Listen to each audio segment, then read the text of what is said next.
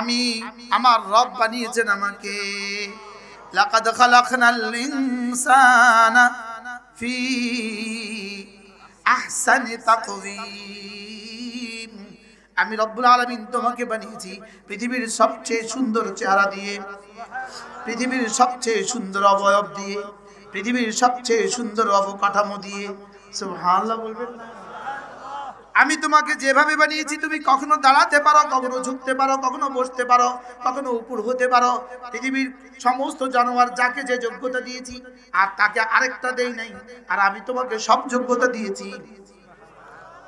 সুবহানাল্লাহ বলে। পৃথিবীর যত জানোয়ারকে যত যোগ্যতা দিয়েছি তোমাকে একা তার সবটা দিয়েছি।